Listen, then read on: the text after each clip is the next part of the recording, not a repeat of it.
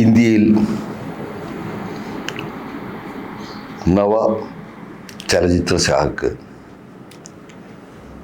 ബംഗാളിൽ നിന്നുള്ള സത്യജിത്ത്, മൃണാൾ സെൻ,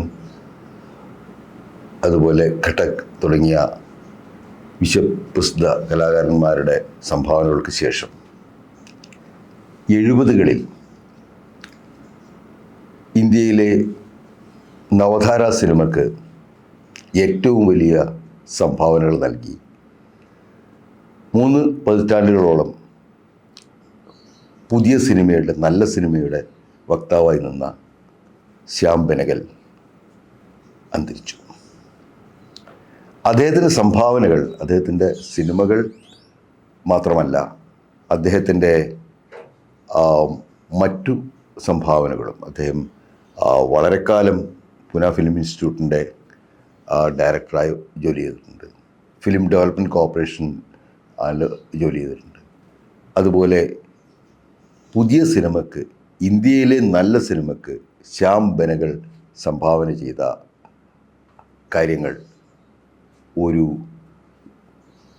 വാക്കിൽ ഒതുക്കാവുന്നതോ അല്ലെങ്കിൽ ഒരു വോളിയങ്ങളോളമുള്ള കാര്യങ്ങൾ പറഞ്ഞാൽ മാത്രമേ നമുക്ക് ബെനഗലിൻ്റെ സംഭാവനകളെ വിലയിരുത്താനാവുകയുള്ളൂ. ആന്ധ്രാപ്രദേശിൽ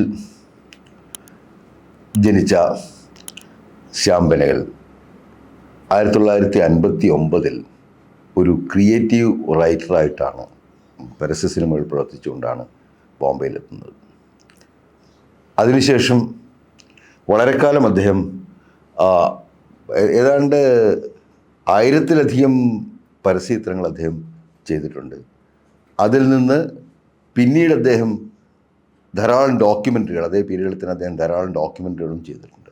അങ്ങനെ ഒരു ഫിലിം മേക്കർ എന്ന നിലയിൽ പൂർണ്ണമായ പരിശീലനം ലഭിച്ചതിന് ശേഷമാണ് അദ്ദേഹം ആദ്യത്തെ ഫീച്ചർ ചിത്രം അങ്കുർ 74 ചെയ്യുന്നത്. ആ അങ്കുറിലും അതുപോലത്തെ ശബനാസ്മി എന്ന് പറയുന്ന വലിയ അഭിനേത്രിയെ ആദ്യമായി ഇൻട്രൊഡ്യൂസ് ചെയ്യുന്നത്, ആദ്യമായിട്ട് പരിചയപ്പെടുത്തുന്നത് ശ്യാം ബെനഗലാണ്. അതുപോലെ തന്നെ നമ്മൾ ഇന്നറിയപ്പെടുന്ന നസറുദ്ദീൻ ഷാ, സ്മിത പാട്ടേൽ, അതുപോലെ മറ്റു പല പ്രമുഖ നടന്മാരെയും, അനന്തനാഗ്, അതുപോലെ മറ്റ് പല പ്രമുഖ നടന്മാരെയും നടിമാരെയും സിനിമയ്ക്ക് പരിചയപ്പെടുത്തുന്നത് ശ്യാം ബെനഗലാണ്. ശ്യാം ബെനഗലിൻ്റെ ആദ്യത്തെ ചിത്രം തന്നെ ഈ നാട്ടിൻപുറങ്ങളിൽ നടക്കുന്ന തൊഴിലാളികളെ ചൂഷണം ചെയ്യുന്നതിനെ കുറിച്ചുള്ളതായിരുന്നു. ആ ചൂഷണത്തിൽ എല്ലാ തരത്തിലുള്ള ചൂഷണങ്ങളും വരുമായിരുന്നു. അതിൽ ജോലി ചെയ്യിക്കുന്നത് മാത്രമല്ല, മറ്റ് സ്ത്രീകളുടെ നേരെയുള്ള ലൈംഗിക ചൂഷണം, ഈ വിഷയങ്ങളെക്കുറിച്ചുള്ള അതിശക്തമായ ഒരു ചിത്രമായിരുന്നു അങ്കുർ. അങ്കുറിന് അത്തവണത്തിലുള്ള ദേശീയ അവാർഡ് അങ്കുറിന് കിട്ടും. അതിനുശേഷമാണ് അദ്ദേഹത്തിൻ്റെ അടുത്ത ചിത്രം നിഷാന്ത് വരുന്നത്. നിഷാന്തിനും ഇതുപോലെ തന്നെ വളരെ ഈ നമ്മുടെ ഗ്രാമീണ മേഖലയിൽ ഈ നിലനിൽക്കുന്ന ഈ കൊടിയ ചൂഷണങ്ങളും അക്രമങ്ങളും അത് വളരെ കൃത്യമായി കാണിക്കുന്ന ഒരു ചിത്രമായിരുന്നു നിഷാന്ത്. രാത്രിയുടെ അന്ത്യം എന്നാണ് ആ ചിത്രത്തിൻ്റെ പേര്.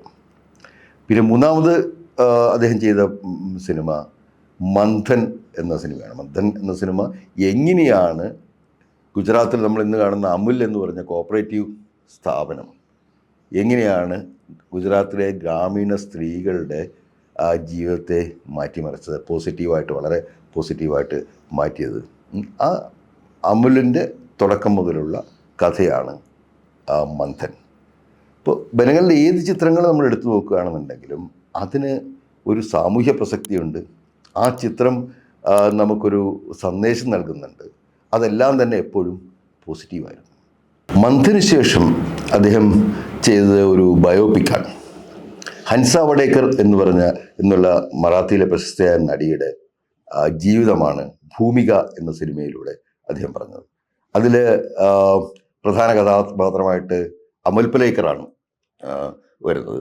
അമൽ പലേക്കറിനെയും അദ്ദേഹം ആ സിനിമയിലൂടെ വളരെയും പ്രൊമോട്ട് ചെയ്തിട്ടുണ്ട്. അത് മറാത്ത നാടക സിനിമാ രംഗത്തെ ഒരു പ്രശസ്തയായ നടിയായിരുന്നു ഹൻസ വടേക്കർ.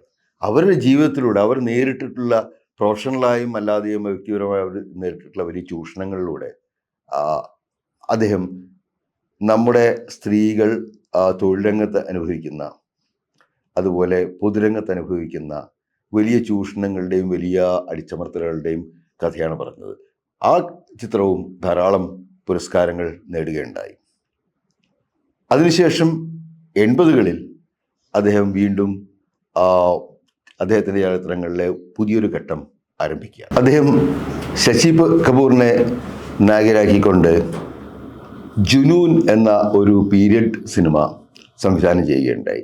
അതിനുശേഷം കലിയുഗ് എന്ന മറ്റൊരു സിനിമയും അതുപോലെ ശശി കപൂറിനെ തന്നെ നായകനായിക്കൊണ്ട് ചെയ്യുകയുണ്ടായി. പിന്നീട് ഈ 2 സിനിമകളും പൊതുവെ ബോക്സ് ഓഫീസിൽ വലിയ വിജയമായിരുന്നില്ലെങ്കിലും അത് നിരൂപകരുടെ ശ്രദ്ധ പിടിച്ചുപറ്റി. പിന്നീട് അദ്ദേഹം ചെയ്യുന്നത് നസറുദ്ദീൻ ഷായെയും അതുപോലെ തന്നെ ശബ്നാസ്മിയെയും നായികനായകന്മാരാക്കിക്കൊണ്ട് ഈ തെരുവുകളിൽ ജീവിക്കുന്ന സ്ത്രീകളുടെ കഥ പറയുന്ന മണ്ടി എന്നൊരു ചലച്ചിത്രമാണ് അദ്ദേഹം ചെയ്തത്. അത് ആ ചലച്ചിത്രത്തിലെ അഭിനയത്തിന് നസറുദ്ദീൻ ഷായും അതുപോലെ തന്നെ സ്മിത പട്ടേലും ധാരാളം പുരസ്കാരങ്ങൾ നേടുകയുണ്ട്. ആ ചിത്രം തന്നെ വളരെയധികം പ്രശംസിക്കപ്പെട്ട ഒരു ചിത്രമായിരുന്നു. പിന്നീടുള്ള കാലഘട്ടത്തിൽ അദ്ദേഹം പല ഇന്ത്യൻ റെയിൽവേക്ക് വേണ്ടി അതുപോലെ തന്നെ മറ്റു പല ഇന്ത്യൻ വലിയ വേണ്ടിയുള്ള ധാരാളം ഡോക്യുമെൻ്ററികൾ അദ്ദേഹം ചെയ്തിട്ടുണ്ട്. അദ്ദേഹത്തിൻ്റെ ഈ കാലഘട്ടം മുഴുവനും അദ്ദേഹം ഈ ചലച്ചിത്രങ്ങൾ നിർമ്മിച്ചുകൊണ്ടേയിരിക്കുകയായിരുന്നു. അത് ഡോക്യുമെൻ്ററികളാണെന്നുണ്ടെങ്കിലും ഫീച്ചർ ചിത്രങ്ങളായിരുന്നെങ്കിലും അദ്ദേഹത്തിൻ്റെ ജീവിതം മുഴുവൻ സിനിമയിൽ മുഴുകിയ അവസ്ഥയിലായിരുന്നു. ദൂരദർശന് വേണ്ടി അദ്ദേഹം ചെയ്ത ഭാരത് എക് ഘോജ് എന്ന 50ഓളം എപ്പിസോഡുകളുള്ള ഒരു പരമ്പര ഇന്ത്യയുടെ സാംസ്കാരിക വൈവിധ്യം മുഴുവനുമായിട്ടും എടുത്തു കാണിക്കുവാൻ സാധിച്ച ഒരു പരമ്പരയാണ്. അതുപോലെ ദൂരദർശന് വേണ്ടി ഇത്തരത്തിലുള്ള സാംസ്കാരിക വിഷയങ്ങൾ അധികരിച്ചും സാമൂഹ്യ വിഷയങ്ങൾ അധികരിച്ചുമുള്ള ധാരാളം വിജ്ഞാനപ്രദമായ ഡോക്യുമെൻ്ററികൾ അദ്ദേഹം ചെയ്യും. ഈ ഭാരത് എക് ഘോജ് അതിൻ്റെ ഏറ്റവും പ്രധാനപ്പെട്ട ഉദാഹരണമാണ്. 1990-ൽ അദ്ദേഹം ഇന്ത്യൻ മുസ്ലിങ്ങളുടെ അവസ്ഥയെക്കുറിച്ച് 3 ചിത്രങ്ങൾ ചെയ്യുകയുണ്ടായി. അതിൽ പ്രധാനപ്പെട്ട ആദ്യത്തെ ചലച്ചിത്രം മാമോ ആണ്. മാമോ എന്ന ചിത്രം ഫരീദ ജലാൽ എന്ന നടിയുടെ അപാരമായ അഭിനയ സാധ്യതകൾ വെളിപ്പെടുത്തുന്നതിലുപരി ഇന്ത്യയിൽ ജനിച്ച് ഇന്ത്യയിൽ ജീവിക്കുകയും അബദ്ധവശാൽ പാകിസ്ഥാൻ പൗര എന്ന പേരിലുള്ള പൗരന്മാരെന്ന അവര് മുമ്പ് കറാച്ചിയിലോ അല്ലെങ്കിൽ സ്വാതന്ത്ര്യത്തിന് മുമ്പ് കറാച്ചിയിലോ അതുപോലെ തന്നെ മറ്റു പാകിസ്ഥാൻ പ്രദേശങ്ങളിലോ ജീവിച്ചു പോയി എന്നൊരു കുറ്റം കൊണ്ട് അവർക്ക് പാകിസ്ഥാൻ പൗരത്വം അടിച്ചേൽപ്പിക്കപ്പെട്ട ആളുകളുടെ അവസ്ഥ പറയുന്ന കഥയാണ്. മോമോയിലെ വൃദ്ധയായ അമ്മൂമ്മ അവർ ബോംബെയിൽ അവരുടെ കൊച്ചുമക്കളോട് ചേർന്ന് അവരുടെ ജീവിത സായാഹ്നം ചെലവഴിക്കുമ്പോഴാണ് അവരെ പാകിസ്ഥാനിലേക്ക് ഡിപ്പോർട്ട് ചെയ്യാനുള്ള ഒരു ഉത്തരവ് വരുന്നത്. അതിനെ തുടർന്ന് സംഭവിക്കുന്ന കാര്യങ്ങളാണ് മോമോയിൽ പ്രതിപാദിക്കുന്നത്.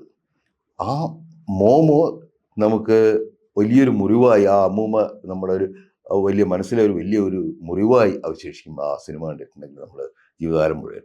ഫരീദ ജലാലിൻ്റെ അഭിനയത്തിൻ്റെ സാധ്യതകൾ ഏറ്റവും കൂടുതൽ ഉപയോഗപ്പെടുത്തിയിട്ടുള്ള ആ ചലച്ചിത്രത്തിൽ അവർക്ക് അവസാനം തിരിച്ചു പോകേണ്ടി വരികയാണ്. അവർ തിരിച്ചു പോകുന്നത് എങ്ങോട്ടാണ്? അവർക്ക് യാതൊരു പരിചയവുമില്ലാത്ത, അവരെ ആരും അറിയാത്ത ഒരു വളരെ അപരിചിതമായ ഒരു സ്ഥലത്തേക്ക് ഈ വൃദ്ധയായ സ്ത്രീയെ നാടുകിടത്തുന്നതിലൂടെയാണ് നീതി ഇവിടെ നടപ്പിലാക്കപ്പെടുന്നത്. ഇത് വളരെ ശക്തമായ ഒരു സാമൂഹ്യ ചിത്രമാണ്. ഇതിനുശേഷം അദ്ദേഹം 96-ൽ സർദാറി ബീഗം എന്നൊരു സിനിമയും അതുപോലെ തന്നെ സുബൈദ എന്നൊരു സിനിമയും ഇതിൻ്റെ തുടർച്ചയായിട്ട് മുസ്ലിം സമുദായത്തിലെ സ്ത്രീകളെക്കുറിച്ചുള്ള സിനിമകളായിട്ട് ചെയ്തിട്ടുണ്ട്. ഇതിലെല്ലാം മുഖ്യധാരാ ചലച്ചിത്രങ്ങളിലെ അഭിനേതാക്കളെ തന്നെയാണ് അദ്ദേഹം ഉപയോഗിച്ചിരുന്നത്. ഈ സിനിമകൾ മൂന്നും പ്രദർശന വിജയം നേടിയ സിനിമകളാണ്.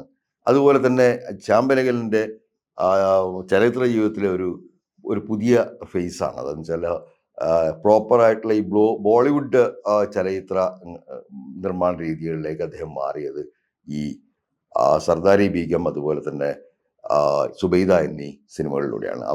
അവയിൽ എല്ലാ ചേരുവകളും ഉപയോഗിച്ചുകൊണ്ട് നമ്മൾ ബോളിവുഡ് സിനിമകളിലെ പാട്ടുകളും അതുപോലെ തന്നെ മറ്റ് കൊമേഴ്ഷ്യൽ ചേരുവകളെല്ലാം ഉപയോഗിച്ചുകൊണ്ട് അദ്ദേഹം കഥ പറയുന്നത്. അപ്പോൾ അദ്ദേഹത്തിൻ്റെ ഈ 90കളിൽ ഈ ചലച്ചിത്രങ്ങൾ അദ്ദേഹത്തിൻ്റെ സിനിമാ ജീവിതത്തിൽ മറ്റൊരു ഫേസിനെയാണ്, ഒരു പുതിയ ഫേസിനെയാണ് പ്രതിദാനം ചെയ്യുന്നത്. അദ്ദേഹത്തിന് 7 തവണ ഏറ്റവും നല്ല ചലച്ചിത്രത്തിനുള്ള ദേശീയ പുരസ്കാരവും അതുപോലെ തന്നെ അദ്ദേഹത്തിന് ചലച്ചിത്രങ്ങൾക്ക് മറ്റു മേഖലകളിലുള്ള മികവിനുള്ളതായ 12 പുരസ്കാരങ്ങളും ദേശീയ തലത്തിന് അദ്ദേഹത്തിന് ലഭിച്ചിട്ടുണ്ട്. അതുപോലെ അദ്ദേഹത്തിൻ്റെ ജീവിതകാലം മുഴുവൻ അദ്ദേഹം പുതിയ നിർമ്മാതാക്കൾക്ക് അതുപോലെ തന്നെ പുതിയ ചലച്ചിത്ര പ്രതിഭകൾക്ക് എന്നും പ്രോത്സാഹനം നൽകിക്കൊണ്ട് നിന്ന വ്യക്തിയാണ്.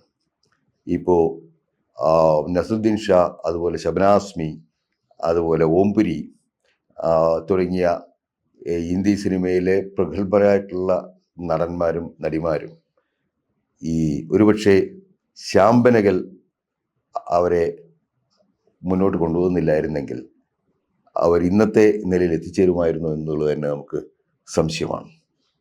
ശ്യാംബനഗൽ ഓർമ്മയാവുന്നതോടെ ഇന്ത്യൻ സിനിമയെ 70കൾ മുതൽ ഈ 2000ങ്ങൾ വരെ ശരിയായ നല്ല സിനിമയുടെ പാതയിലൂടെ നയിച്ച ഒരു വലിയ മനുഷ്യനെയാണ് നഷ്ടപ്പെടുന്നത്.